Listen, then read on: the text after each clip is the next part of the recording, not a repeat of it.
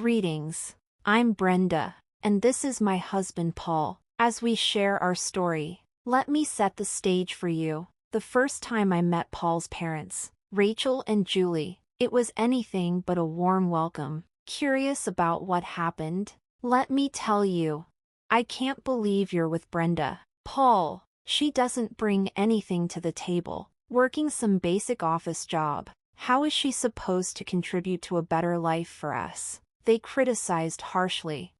Paul stood firm, unwavering. I love Brenda. She's the one I want to be with. And her job doesn't change that. I've always told you this. But they weren't letting it go. We've been clear about our expectations. Paul, if she can't offer more, we won't accept her into the family. You need to find someone else. Paul was resolute. No, Brenda is the one I've chosen. I had everything planned for my proposal, and now you've ruined it. I was in complete shock during this exchange. Paul's intention to propose was a complete surprise to me. We'd been together for 4 years, and while I was hopeful about our future, I hadn't expected him to be ready to propose so suddenly. But beyond that, it was the way Rachel and Julie reacted that was deeply troubling. Paul had warned me about them. Before the meeting, he had said, Brenda, your father is a great man, and I know you have a good impression of my parents, but I need to be honest with you, they're not as kind-hearted as you think. How could you say that about your parents? They must have some good qualities, they worked hard to raise you, I replied, naive to the reality. You don't get it, Brenda. Yes, they put me through college, and that helped me secure a good job. But their motives were selfish. They've always wanted me to marry someone wealthy so they could live off my spouse's money. They're going to be disappointed when they find out what you do for a living. I couldn't believe it. My parents were nothing but supportive and loving, and I never imagined a parent could be so self-serving. Despite the financial support Paul had provided his parents, their relationship remained strained due to his resentment of their behavior. But even with all that, he couldn't sever ties completely, constantly reminded of the sacrifices they claimed to have made for him. The first meeting with them opened my eyes to their greed. Despite their harsh objections, Paul still asked me to marry him, and we started planning our wedding. Rachel and Julie swore they wouldn't attend, making it clear they disapproved. However, Paul, with his small family and a longing for their presence, eventually convinced them to come. Their change of heart came swiftly when they learned about my family's financial stability. My father was a homeowner with property, and suddenly, the prospect of a marriage they had been so dismissive of seemed more appealing. However, their attendance at the wedding came with conditions. They made it clear to me, Brenda, we still don't approve of this marriage. Paul has done well for himself, and we thought he would aim higher financially. If you had come from nothing, we wouldn't have bothered. But since your father has some assets, don't forget who helped you get here when you come into your inheritance. The mention of inheritance on my wedding day was completely inappropriate. My father was alive and well, and their remarks were not only tactless but downright infuriating. I walked away, upset and stunned. My father was the only family I had left, and their crass comments about my inheritance cut deep. The audacity to expect a share of my finances was astonishing. I chose not to burden Paul with this on our special day, knowing how difficult it was for him to maintain any distance from his parents. Unfortunately, this encounter was just the beginning of ongoing tensions. Though Paul and I were blissfully happy together, his parents continuously meddled in our finances, constantly asking about my father's wealth. We never indulged their curiosity, but that only made them more persistent. Their entitled behavior was not only embarrassing but disrespectful, with no legitimate reason to be privy to such personal matters. Then, barely 4 months after my father's sudden and unexpected passing, I found myself consumed with grief. The pain of watching him deteriorate was unbearable, and accepting his death felt like a battle. Through it all, Paul remained by my side, offering unwavering support. He was my rock, accompanying me to my father's hometown to make the funeral arrangements. Meanwhile, Rachel and Julie's insensitivity reached new levels. They bombarded me with calls and messages, relentlessly inquiring about the inheritance and the financial details surrounding the funeral. Both Paul and I were appalled by their behavior but decided to hold off on confronting them until after the funeral. As expected, when we returned home, Rachel and Julie wasted no time invading our space, eager to press us for details about my inheritance. Now that the funeral is over, we're dying to know about the inheritance. He surely left you the house, didn't he? Julie asked, her voice filled with unchecked curiosity. I was taken aback by her audacity. Why would my inheritance be any of your concern? I responded, incredulous that she would bring this up so soon after my father's funeral. Oh, come on, Brenda. Ever since Paul chose you, we've been wondering, with your average job and lack of any real beauty, what did he see in you? We figured it must be the money, Julie bluntly remarked. Paul, equally appalled, sprang to my defense. What is wrong with you? How dare you insult my wife and our relationship like that? I've told you time and again, our marriage is built on love, not money. Show some respect, especially today. But Julie, undeterred, persisted. There's no need for drama, Paul. We're just asking. If Brenda answers, it'll satisfy our curiosity. Honestly, if you married her for money, we'd be relieved to know you've secured something valuable. Their words were a stark reflection of their priorities, showing a complete disregard for our feelings and the sanctity of our marriage. Accusing your son of marrying for money is beyond appalling. I can't even begin to understand how someone as kind-hearted as Paul came from such cruel intentions. Drop the act, Brenda. We've been waiting for the details of your inheritance. Your father must have left you something significant, Paul's parents said, their voices thick with entitlement. He owned a sizable property, why not disclose it now and use it to secure a house for us? We'd make good use of it, considering we're essentially your family now. Their words ignited a fury within me, while Paul stood frozen, clearly shocked by their blatant greed and selfishness. The ink on my father's death certificate had barely dried, and here they were, shamelessly eyeing my inheritance for their gain, audaciously labeling themselves as my new family. It was clear that a stand needed to be taken, not just for my sake, but to reveal the depth of their materialism to Paul. I responded calmly, but with a firmness meant to cut through their expectations. Actually, the house wasn't in my dad's name at the time of his passing. Yes, he once owned it, but due to circumstances, he had to relinquish ownership. Their reaction was predictably cruel. So you mean to tell us he lost ownership of the house and left you nothing behind? They sneered. Your father was destitute after all. It's clear now why you could never belong to wealth. He couldn't even keep his house. What a shame, dying without a roof of his own. Paul, visibly appalled, intervened. Enough. Our commitment to each other isn't based on inheritance. Brenda's value to me isn't tied to her financial status. You can't just demand she leave over this.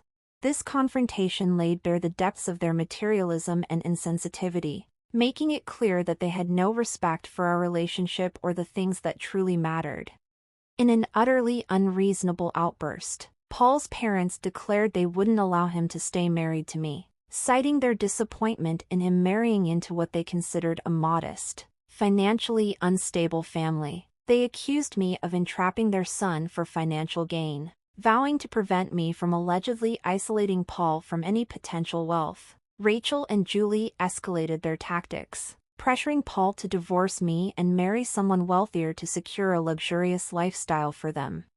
Witnessing Paul's frustration and emotional turmoil, I knew I had to confront the situation head-on. I gently asked Paul to reflect on the extent of his parents' manipulative behavior and if he was willing to let their greed dictate our future. Paul, will you let your parents' obsession with wealth destroy us? I asked, trying not to add guilt to his already heavy heart. Can we allow them to remain a part of our lives after this? Paul reached his breaking point, acknowledging the toxic influence his parents had exerted over him. Enough is enough, he said firmly. Mom, Dad, your actions today have exposed just how selfish and manipulative you are. You've exploited my efforts for your material gain for years, and I won't take it anymore. His parents scrambled to justify their demands, claiming their interference was in Paul's best interest and that he owed them for the financial sacrifices they had made. They urged him to divorce me and find someone wealthier, promising to support him if he complied. But Paul stood resolute, refusing to let them tear us apart. I will not divorce Brenda simply because she didn't receive an inheritance, Paul declared, his voice firm. I'm done being manipulated by your greed. From now on, you are no longer a part of my life. He turned to me, his eyes full of resolve. I choose you, and I choose our love over all of this.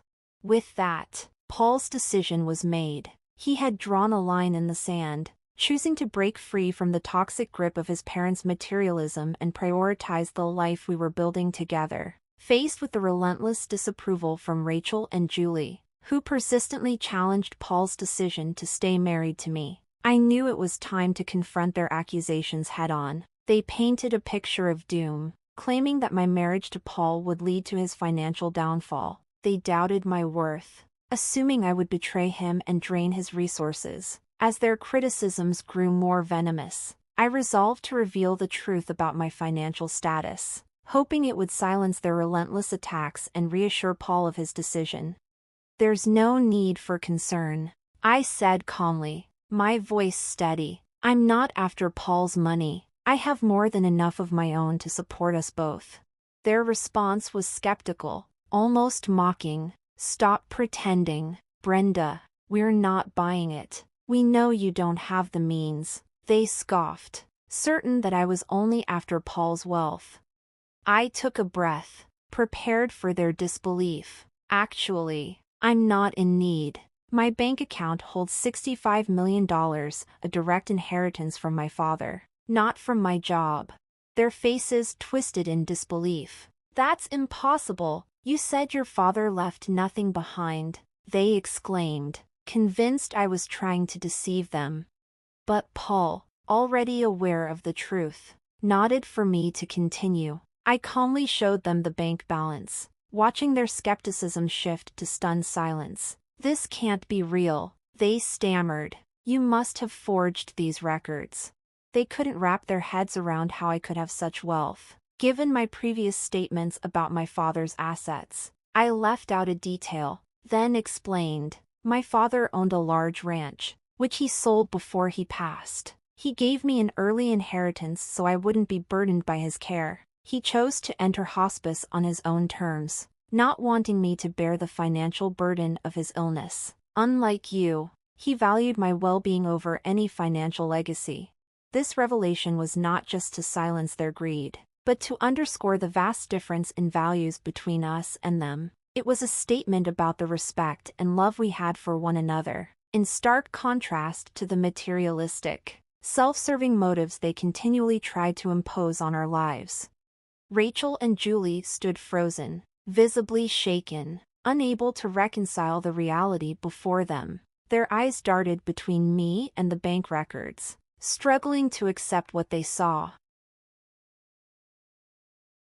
With their preconceived notions challenged, Rachel and Julie turned to Paul for confirmation, and upon his affirmation, a brief silence settled in the room. Then, in an instant, their attitudes changed. They praised the situation, lamenting their earlier doubts, and announced their joy at discovering my financial standing.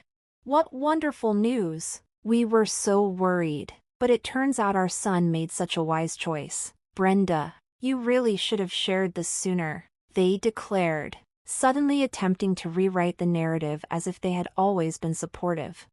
Paul's expression told me everything I needed to know. He was ready to confront them, and I trusted him to speak for both of us. His frustration bubbled over, and he demanded an explanation from his parents. incredulous at their sudden shift from antagonists to would-be allies, simply because money was now involved.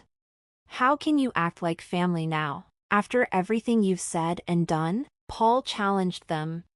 Their response was weak and defensive, claiming they had been unaware of my wealth. "We didn't know you were wealthy, Brenda. If we had, we might have reacted differently," they said, trying to absolve themselves with feeble excuses, hoping for a quick resolution and forgiveness.